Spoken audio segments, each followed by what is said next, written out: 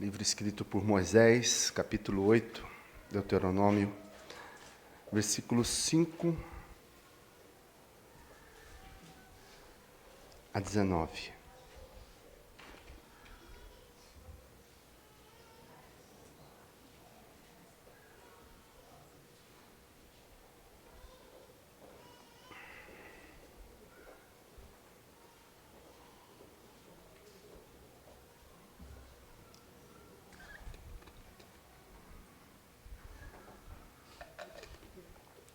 Assim diz a palavra do Senhor. Sabe, pois, no teu coração que, como um homem disciplina a seu filho, assim disciplina o Senhor teu Deus. Guarda os mandamentos do Senhor teu Deus, para andares nos seus caminhos e o temeres.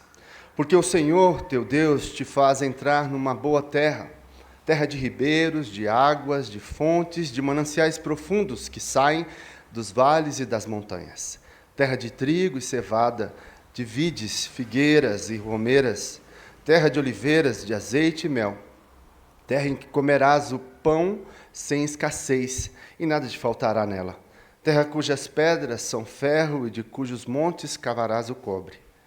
Comerás e te fartarás, e louvarás o Senhor teu Deus pela boa terra que te deu. Guarda-te, não te esqueças do Senhor, teu Deus, não cumprindo os seus mandamentos, os seus juízos e os seus estatutos que hoje te ordeno, para não suceder que depois de teres comido e estiveres farto, depois de haveres edificado boas casas e morado nelas, depois de se multiplicarem os teus gados e os teus rebanhos, e se aumentar a tua prata e o teu ouro, e ser abundante tudo quanto tens, se eleve o teu coração, e te esqueças do Senhor, teu Deus, que te tirou da terra do Egito, da casa de servidão, que te conduziu por aquele grande e terrível deserto de serpentes abrasadoras, de escorpiões e de secura, em que não havia água, e te fez sair água da pederneira, que no deserto te sustentou com maná, que teus pais não conheciam, para te humilhar e para te provar, e afinal te fazer bem.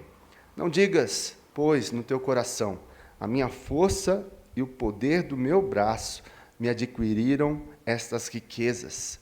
Antes te lembrarás do Senhor teu Deus, porque é Ele o que te dá força para adquirires riquezas, para confirmar a sua aliança que, sob juramento, prometeu a teus pais, como hoje se vê. Se te esqueceres do Senhor, teu Deus, e andares após outros deuses, e os servires, e os adorares, protesto hoje contra vós, outros que perecereis.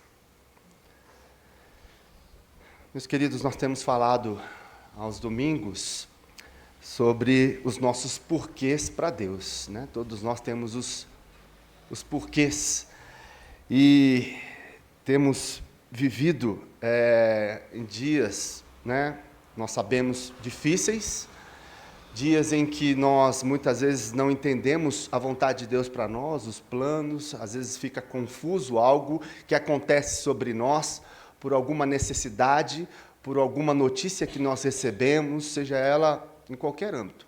Uma notícia de um médico, de um diagnóstico em que nos assusta, uma notícia de uma perda de um trabalho, uma notícia em relação a um filho que se afastou dos caminhos do Senhor, e uma notícia, às vezes, difícil de encarar num casamento, de uma crise, de uma adversidade, propenso aí a se divorciarem, e nós perguntamos, por que isso?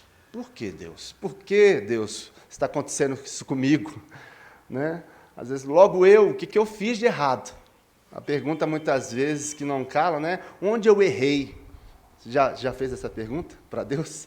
Onde que eu errei para não dar certo? Onde que eu errei para chegar nessa situação que não me agrada, que me desespera, que me tira a paz? Aonde? Por que isso está acontecendo, Senhor? Mostra-me, fala comigo, né? Onde que está o problema? Mas nós vimos aqui na primeira reflexão de que nós, diante do mundo que nós vivemos, diante do sofrimento que nós passamos, é porque nós vivemos em um mundo desequilibrado, um mundo corrompido pelo pecado, quebrado, né, pelo pecado. E nós vimos ali que esse desequilíbrio que nós vivemos neste mundo faz com que nós venhamos a sofrer. O crente sofre também, né? Aqueles que creem, aqueles que têm fé em Jesus, sofrem também nesse mundo desequilibrado, nesse mundo onde o pecado, né, ele está o tempo todo, né, nas ruas, no trabalho, nos assediando, né, para que nós venhamos a cair. As tentações, elas estão aí constantes por causa do pecado, para que nós venhamos, então, a cair e a ceder diante de tudo aquilo que nós vivemos. Na segunda reflexão, nós vimos aí que muitas vezes o sofrimento vem por decisões erradas ao longo do caminho. Foi a reflexão do domingo passado. Muitas coisas que nós fazemos, muitas decisões que nós tomamos equivocadas, fazem com que nós venhamos a sofrer. Isso é um fato. Nós falamos e trabalhamos sobre isso. Falamos sobre a vida de Davi, diante da sua família, em todo aquele episódio que ele passou ali com Absalão, com Aminon, com Tamar, um problema seríssimo, onde ele tomou decisões equivocadas e nós vimos o desastre que aconteceu na sua família. Isso também acontece muitas vezes conosco. E hoje, meus queridos, eu quero falar sobre a disciplina de Deus que traz muitas vezes sofrimento para nós. Muitas vezes a disciplina do Senhor nos traz sofrimento para nós. O texto que nós lemos, logo aqui no versículo 5, fala sobre isso. Sabe, pois, no teu coração, que como um homem disciplina seu filho, assim te disciplina o Senhor, o teu Deus. E nós vamos trabalhar muito essa questão dentro do texto, no teu coração. No teu coração. É uma coisa que nós vamos perceber aqui ao longo do texto e nessa reflexão que nós estamos fazendo aqui a respeito da palavra do Senhor, o que move o nosso coração, o que nós precisamos entender no nosso coração a respeito da disciplina de Deus para nós. E nós percebemos aqui, logo nesse versículo, que é para nós não desprezarmos a disciplina do Senhor. Né? Não deixarmos de desprezar a disciplina do Senhor, porque ela é importante para nós. A disciplina do Senhor é importante para nós. E nós percebemos isso na vida dos nossos filhos. Né? Quando você disciplina o seu filho, você disciplina-o para que ele possa andar no caminho do Senhor, para que ele possa viver uma vida que agrade ao Senhor, segundo os princípios e valores do Senhor. E isso, muitas vezes, dói o nosso coração, ter que disciplinar o nosso filho. Mas é necessário. E o texto aqui fala, né, Moisés dizendo, assim como você disciplina o seu filho, o Senhor nos disciplina. Só que a disciplina nossa, ela é imperfeita, mas a do Senhor é perfeita. A do Senhor é perfeita. O Senhor não erra. Nós erramos. Então, às vezes, as perguntas e os porquês, falam assim, onde que eu errei? O que está acontecendo? Não, fica tranquilo. Que Deus, Ele não erra. Quando Deus nos disciplina, é para o nosso bem, é por causa do seu amor por nós. E nós percebemos isso, meus irmãos, em vários textos da Bíblia. Eu queria que você, né, acompanhasse comigo, lá em Provérbios, capítulo 3, versículo 11, em que diz a respeito disso também. O sábio Salomão falando a respeito da disciplina do Senhor para nós. Provérbios 3, 11, diz assim, filho meu, não rejeites a disciplina do Senhor, nem te enfades da sua repreensão. Ele está dizendo aqui para nós não rejeitarmos a disciplina do Senhor. Não despreze essa disciplina. E essa palavra disciplina aqui, em que o texto traz para nós, e também ali no contexto de Deuteronômio, é dizendo assim, meu filho, este é o caminho. A palavra disciplina é dizer para você e para mim, este é o caminho. Este é o caminho. Não é o caminho que você quer, não é o caminho que você acha que é melhor para você, mas este é o melhor caminho para você. Este é o caminho. Então, não despreze isso na sua vida. Não despreze. E nós percebemos muitas vezes que o texto ainda continua dizendo, né? Filho meu, não rejeites a disciplina do Senhor, nem te enfades na sua repreensão. Essa palavra enfades é o sentido de magoar. Nem se magoe, não fique magoado. Não fique, né, chateado com a repreensão do Senhor. E essa palavra, se magoar aqui, no caso aqui, se enfadar, né? Não ficar chateado, tem o sentido de não se desconectar o seu coração. Não desconecte o seu coração. Se desconectar o coração de quem? Daquele que te repreende, daquele que te disciplina, que é o próprio Deus.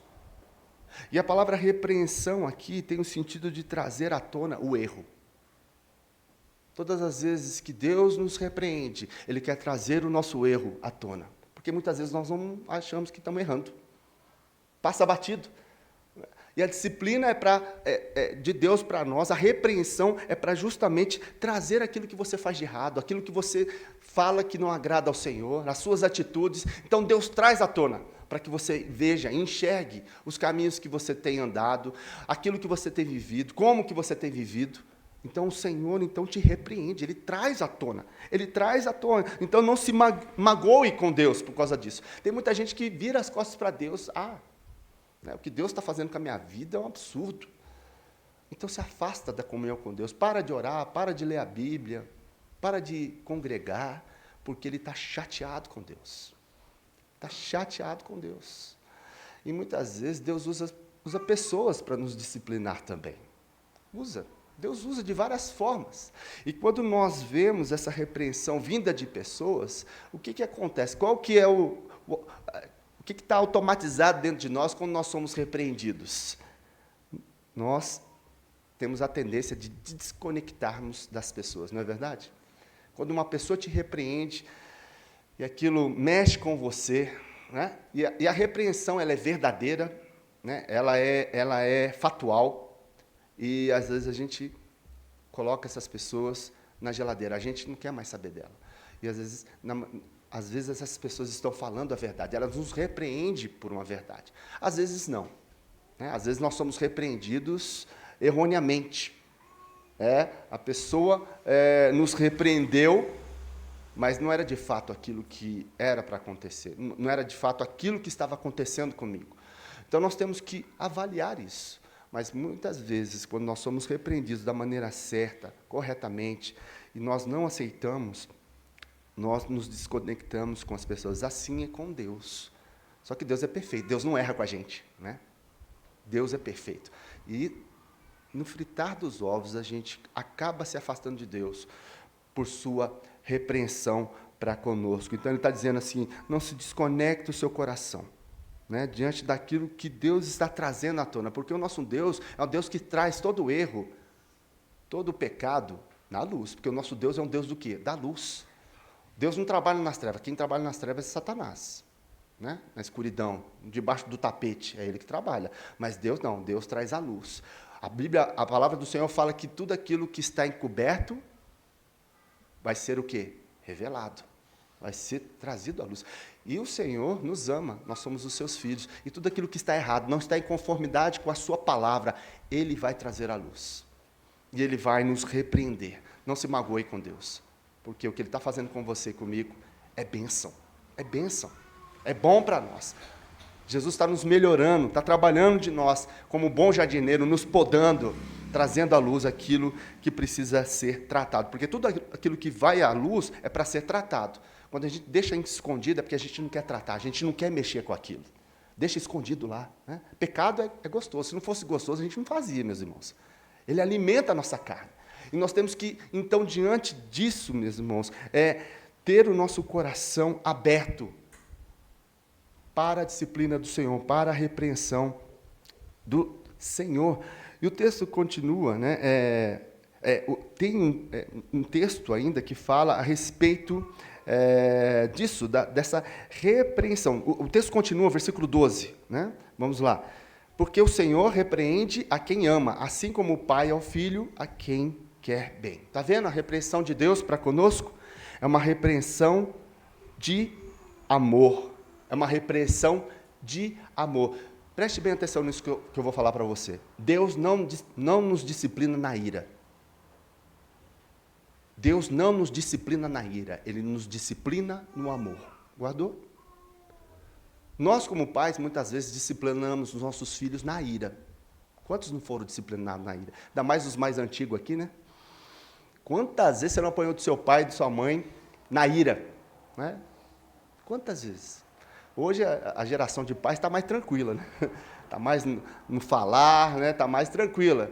Mas muitas vezes nós iramos no falar. Às vezes não é bater, mas a gente se irrita e fica irado com o filho. Quantas vezes? Aí a gente coloca a culpa em muitas coisas, né? O estresse da vida, sobrecarga, marido, né? Mulher, esposa, a dificuldade que está tendo na relação, no trabalho, tantas coisas que vai lá, aí você vai estourar em quem? Quem que vai receber os estilhaços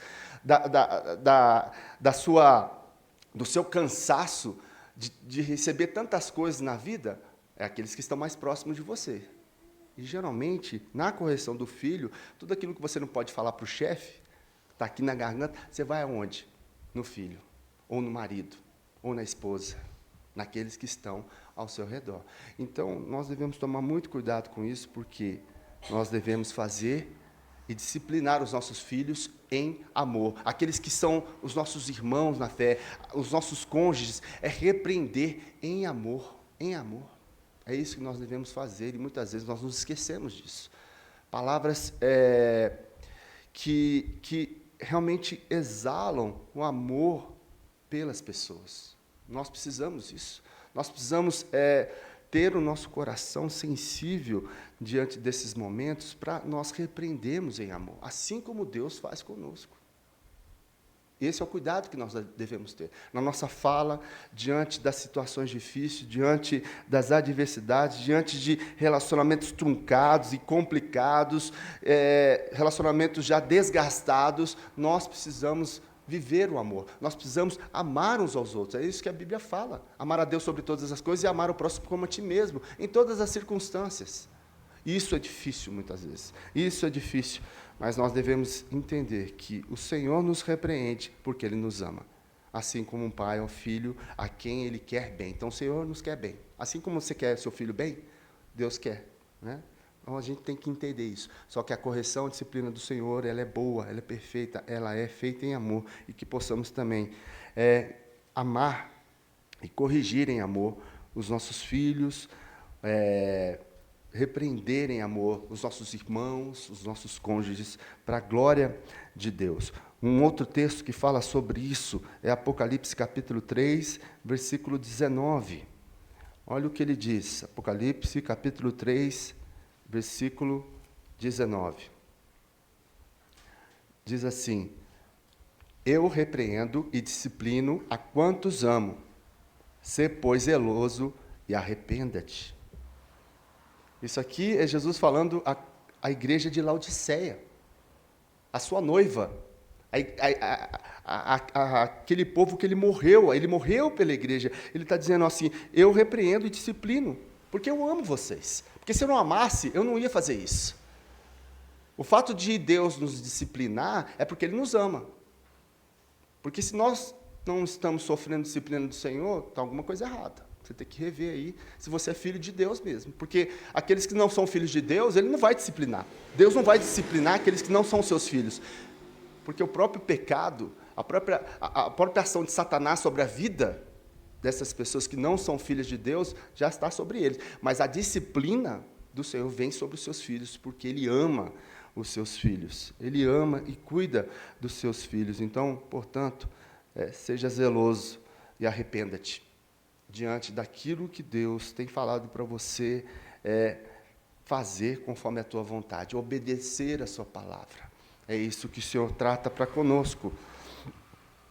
E aí nós percebemos também um outro texto lá em Hebreus, capítulo 12, versículos de 5 a 7. Hebreus, capítulo 12, versículos de 5 a 7. Diz assim: e estáis esquecidos da exortação, que como a filhos discorre convosco. Filho meu, não menospreze a correção que vem do Senhor, nem desmais quando por ele és reprovado. Porque o Senhor corrige a quem ama, e açoita todo filho a quem recebe. É para a disciplina que perseverais. Deus vos trata como filhos. Pois que filho há que o pai não corrige? Nós vemos aí o escritor aos Hebreus falando mais uma vez a respeito da disciplina de Deus para nós, da correção para com seus filhos, porque Ele assim o ama. Receba a disciplina do Senhor, sabendo que vem do Senhor para a sua vida. Eu não merecia apanhar desse jeito, eu não merecia sofrer o que eu estou sofrendo. Meu irmão, não é por merecimento. A gente não sabe o que está de errado muitas vezes no nosso coração, e o Senhor está corrigindo, o Senhor está direcionando, o Senhor está repreendendo você para que você se pareça mais com Jesus, para que você quebre o seu orgulho, para que você seja mais humilde e aceite a correção do Senhor. Aceite a disciplina, é isso que o texto aqui fala a respeito disso. E olha só o versículo 11. Toda disciplina, com efeito, no momento, não parece ser motivo de alegria, mas de tristeza. Depois, entretanto, produz fruto pacífico aos que têm sido por ela exercitados, que é o fruto de justiça. Meu irmão, ninguém gosta de ser disciplinado. O autor aqui de Hebreus fala, não é bom. Vai gerar tristeza, no momento é triste, mas saiba que isso vai ser bom, vai ser um fruto pacífico, um fruto abençoado pela correção de Deus sobre a sua vida, mesmo que gere tristeza no começo, e gera, mas depois você vai ver quanto que é bom. É que nem remédio ruim, né? Hoje nós vivemos uma geração aí, né, de remédio, tudo de uva, de framboesa. As crianças não sofreram o que a gente sofreu, não, né? Os mais antigos aqui, né? O pessoal que, né, sabe aí que era aqueles remédio amargo, era própolis, era uns trem ruim que tinha que descer, né? Hoje a criançada está tranquila e ainda reclama. Reclama. Eu tenho o meu lá que de framboesa de uva ainda faz cara feia. Eu falei, meu filho, se vivesse na minha época, você ia ver o que era bom para tosse, né? Então hoje nós vemos aí essa geração aí que não pode, né? Nada amargo, nada ruim. Nós vivemos numa geração que não pode, né, ter tristeza, não pode haver frustração, não pode haver dor, qualquer coisa já vai para a medicação. Meu irmão, nós vivemos hoje em tempos em que as crianças, os adolescentes, os jovens não estão sendo preparados para lutar neste mundo. Qualquer coisinha, né, pede, né, para sair. E a gente tem que entender que, diante da disciplina do Senhor, muitas vezes, mas está doendo, mas está difícil, Meu irmão, Deus não vai dar aquilo que eu e você venhamos a não suportar. Deus não vai dar. A palavra dele fala isso. Então, fique tranquilo que é para o seu bem, é para o seu bem. Mas está doendo, mas está mal, mas está difícil. Mas Jesus está contigo. Né? Coloque o seu coração diante dele. Saiba que aquilo que você está recebendo como disciplina do Senhor, a graça do Senhor te basta. Não foi isso que aconteceu com Paulo, com o espinho na carne de Paulo? Ele pediu para o Senhor tirar por 3 vezes, Deus falou, não vou tirar. Minha graça te basta. Não. É na fraqueza que eu sou forte. E o Senhor está me aperfeiçoando. O Senhor está cuidando de mim. Paulo entendeu sobre isso. Então, passe, né? Passe por aquilo que Deus tem colocado sobre a sua vida, sabendo que isso é bom para você, é bom para mim, porque Deus nos ama. Voltando lá, no versículo 8, no capítulo 8 de Deuteronômio, o texto que nós lemos no versículo 5, então, nós podemos perceber que a disciplina de Deus, ela está na Bíblia toda. Nós lemos aqui textos de Deuteronômio, Provérbios, Hebreus e Apocalipse. A disciplina do Senhor se estende por toda a sua palavra. E uma coisa que nós podemos ter certeza é que Deus não abre mão da sua paternidade. Deus não vai abrir mão da sua paternidade. Ele vai exercer a sua paternidade sobre nós. Louvado seja o nome de Deus por isso. Graças a Deus, né? Que Deus, ele exerce a sua paternidade. Ele não vai deixar de ser pai na minha vida e na sua vida. Pode ficar tranquilo. Pode ficar tranquilo. Né? Que Deus nos ama. E eu quero explicar o contexto para a gente passar aqui pelo texto e entender o que está acontecendo aqui nesse capítulo 8. Moisés, aqui escrevendo o livro de Deuteronômio, ele está aqui após 40 anos de peregrinação. 40 anos no deserto, andando pelo deserto com o povo hebreu prestes a entrar na terra prometida. Então ele vai dar uns conselhos, foi o que nós vimos aqui. O capítulo 8, esses versículos que nós lemos aqui, fala sobre a entrada na terra e Moisés dando conselhos. Abre os seus olhos. Né? Moisés relembra a história destes 40 anos e os princípios e valores dados por Deus. Até aqui ele vai falando, desde o capítulo 1 até o 8, ele vai dizendo o que Deus fez, tirando eles do Egito, trazendo a memória. Você vê que Deus sempre traz a memória, né? Sempre volta na história. Nós precisamos se relembrar, porque a gente tem em mente que a gente esquece, né? A gente vai ficando mais velho, esquece mais ainda. Então, Deus vai relembrando aquilo que Ele fez na nossa vida, os seus princípios, os seus valores, porque a gente esquece, a gente tem facilidade de esquecer a palavra do Senhor e esquecer aquilo que Deus fez na nossa vida. Né? Então, Moisés aqui vai relembrar essa história desses 40 anos e os princípios e valores dados por Deus ao longo desses 40 anos. Diante disso, Moisés ele alerta o povo acerca de alguns perigos, de armadilhas, que pode acometer o povo ao adentrar a terra prometida. E, meus irmãos, quais são essas armadilhas?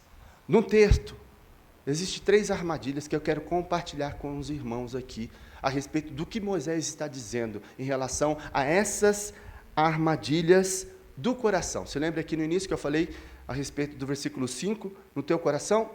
Então, o texto é no teu coração, são armadilhas que prendem o nosso coração. Por isso que o texto aqui, no versículo 5, ele dá ênfase ao coração, porque essas armadilhas que Moisés vai falando aqui, que são 3, eu enumerei 3, encontrei 3 armadilhas aqui, é aquelas que podem seduzir o nosso coração e nos prender. Então, nós vemos aqui, no versículo 12 e 13, Moisés dizendo ao povo, para não suceder que, depois de teres comido e estiveres fartos, depois de haveres edificado boas casas e morado nelas, depois de se multiplicar os teus gados e os teus rebanhos, e se aumentar a tua prata e o teu ouro, e ser abundante tudo quanto tens. Preste atenção que ele vai dar ênfase ao quê? Depois. Tem 3 depois. Olha, preste bem atenção. Depois de vocês terem comido, ficarem satisfeitos, depois de terem construído as suas casas e morado nelas, aumentado os seus rebanhos, depois disso tudo, abra os seus olhos para o quê? Versículo 14. Se eleve o teu coração e te esqueças do teu Senhor, teu Deus, que tirou da terra do Egito, da casa da servidão. Depois de todas essas coisas, o que você tem que tomar cuidado? Qual que é a armadilha aqui? A armadilha da abundância. A armadilha que pode nos prender pela abundância de tudo aquilo que Deus tem nos dado. Meu irmão, tem faltado alguma coisa na sua casa? Deus tem suprido todas as coisas? Eu tenho sempre falado aqui que a gente tem muito mais do que aquilo que a gente necessita. Deus tem abundado sobre nós, tem derramado abundante graça sobre nós, muitas coisas, muitas bênçãos. E nós precisamos estar atentos aqui para que a armadilha da abundância não tome o nosso coração e nós não venhamos a nos perder diante de tudo aquilo que nós temos recebido do Senhor, porque a abundância, como diz aqui o versículo 14, pode fazer com que nós venhamos a nos esquecer do Senhor. Já percebeu isso? Quando está tudo bem, vida profissional bem, né, família bem, está tudo tranquilo, qual que é a tendência que nós temos? De relaxar na fé, de ficar tranquilo. Você ora menos, né, você lê a palavra menos, vai menos na igreja, está tudo tranquilo. Não está faltando nada, só está crescendo. E esse é o grande perigo que Moisés alerta o povo aqui. Cuidado, né? Cuidado com a abundância que Deus tem derramado sobre a sua vida, para que você não se esqueça dele. Muitas pessoas têm se esquecido do Senhor, porque dizem para ele, não preciso mais do Senhor. Hoje você vai na Europa e prega o Evangelho lá na Europa, que foi o berço do Evangelho. Não é? Tem pastores, missionários que vão lá e eles falam da grande dificuldade. Quando você vai falar de Jesus para as pessoas, falam assim, eu não creio em Jesus porque eu não preciso dele. Tem tudo, do bom e do melhor. Para que eu preciso de Jesus? O berço do Evangelho. Hoje nós vemos isso e muitas vezes tem alcançado o povo de Deus aqui, a igreja do Senhor. Muitos irmãos têm se distanciado do Senhor, têm se esquecido porque a vida está boa demais, boa demais. E o Senhor, então, muitas vezes, Ele nos disciplina para que a gente possa sair dessa armadilha da abundância. Acontece algum fato para a gente, peraí, é o Senhor nos alertando, é o Senhor nos disciplinando, para que a gente não se esqueça dEle, para que a gente não se esqueça dEle. Por isso vem lá um diagnóstico de alguma coisa, de alguma enfermidade, vem algum problema no trabalho, no casamento, para dizer, peraí, eu preciso voltar meus olhos para o Senhor. Porque quando isso acontece, o que é? Você vai correndo para Jesus, não vai? Você vai começar a orar mais, você vai buscar mais a Deus, você vai buscar a palavra do Senhor, você vai buscar irmão, você vai buscar a igreja. Você pode ver, as pessoas começam a chegar, sumiu, começa a aparecer na igreja, o que acontece? Opa, está precisando de Deus, aconteceu alguma coisa. É Deus disciplinando para que essa pessoa volte, para que ela não se esqueça dele. Olha, eu estou aqui, o Senhor, sou o teu Deus. Então, para que Deus te livre dessa armadilha e me livre, o que Ele faz? Ele traz justamente a disciplina, para que a gente possa buscá-lo, para que a gente possa reconectá-lo com Ele. Não foi isso que Ele disse lá, a igreja, né, em que era uma igreja maravilhosa, que era a igreja de Éfeso, lá, e o que Deus fala para aquela igreja? Né? Ele fala o seguinte, que era uma igreja muito boa, tudo, mas que eles tinham perdido o primeiro amor, para eles voltarem ao primeiro amor.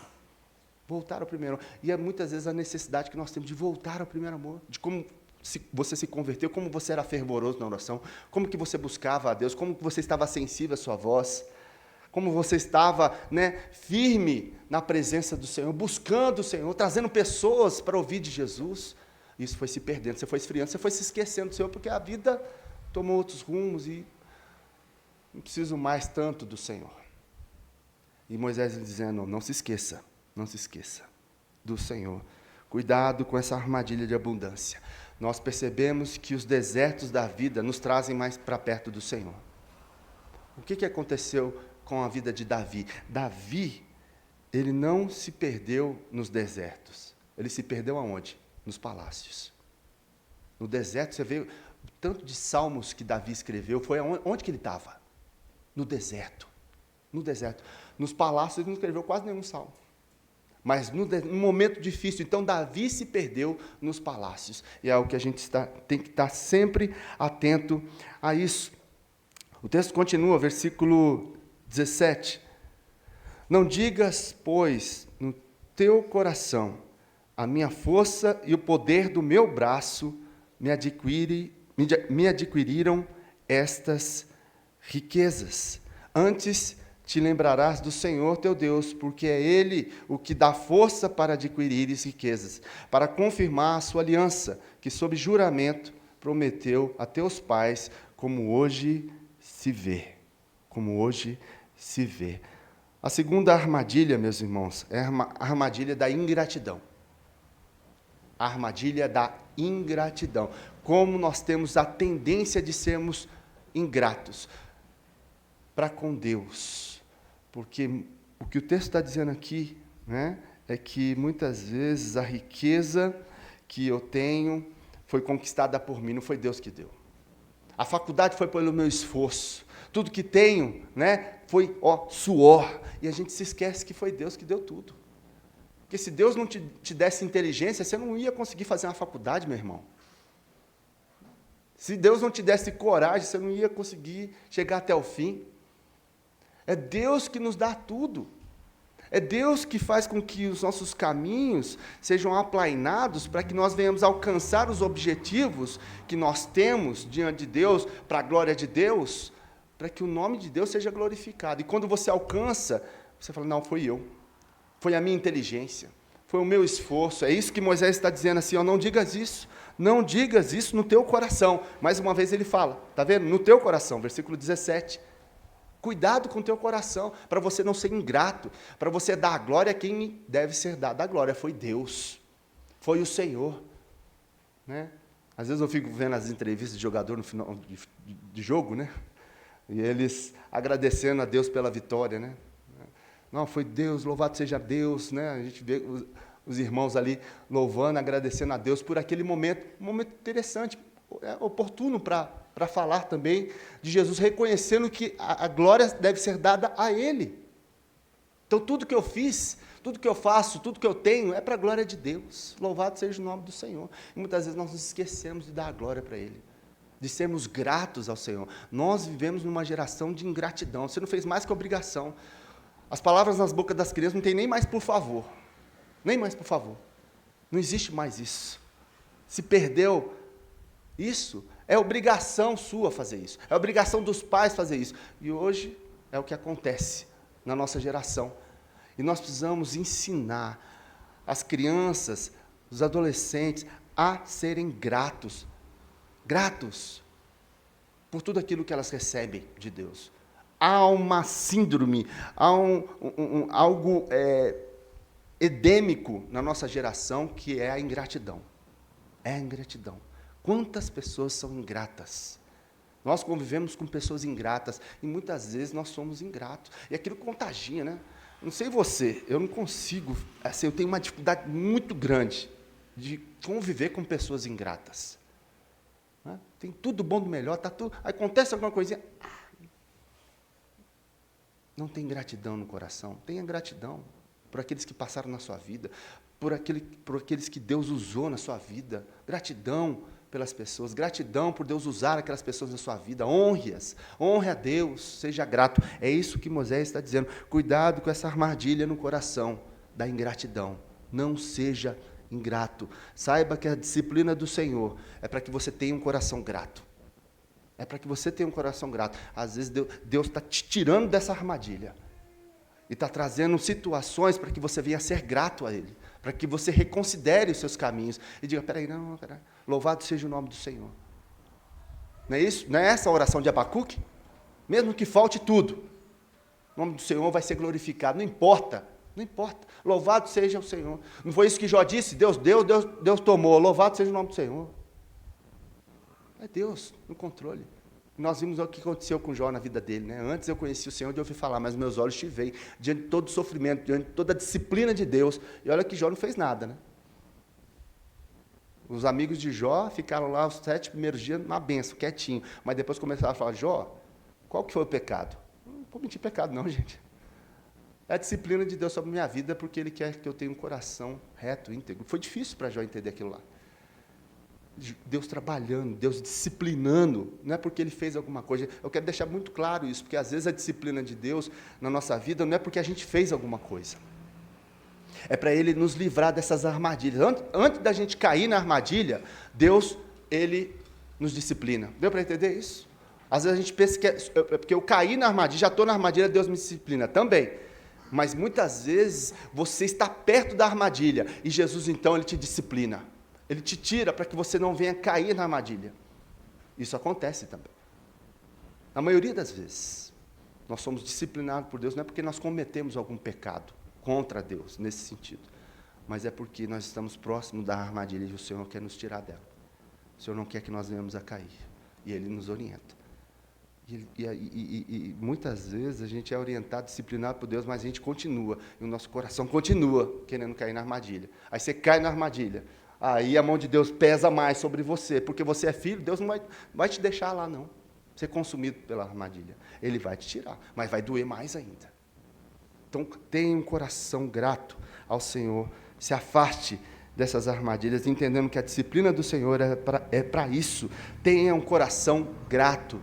Dos 10 leprosos que Jesus curou, quantos voltaram para agradecer? Um somente. Um somente. O texto diz, então, que a gratidão são para poucos.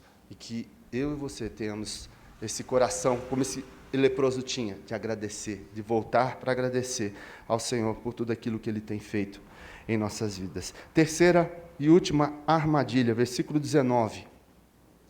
Se te esqueceres do Senhor, teu Deus, e andares após outros deuses, e os servires e os adorares, protesto, hoje, contra vós outros, que perecereis. Que perecereis.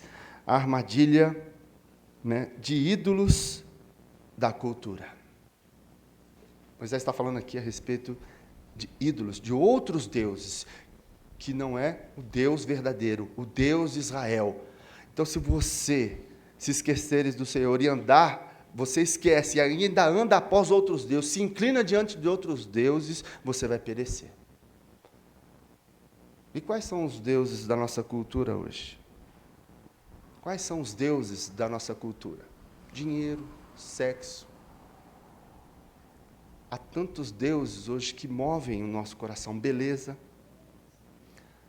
Então nós vemos que esses deuses, eles podem nos seduzir. E, meus irmãos, quando nós idolatramos isso, quando nós temos esses ídolos, que são ídolos da cultura, o que um ídolo faz? O que um ídolo faz? Quais são os passos que um ídolo toma em nossa direção para que nós venhamos a ser destruídos? Primeiro, ele nos seduz, ele nos atrai, ele nos escraviza e depois nos destrói. É isso que o ídolo faz. Ele nos seduz, ele nos escraviza e depois ele nos destrói. Ele nos come vivo. É isso que o ídolo faz. E nós devemos tomar cuidado com isso, de não seguir, de não prestar culto, de não nos curvarmos diante dos ídolos da nossa geração.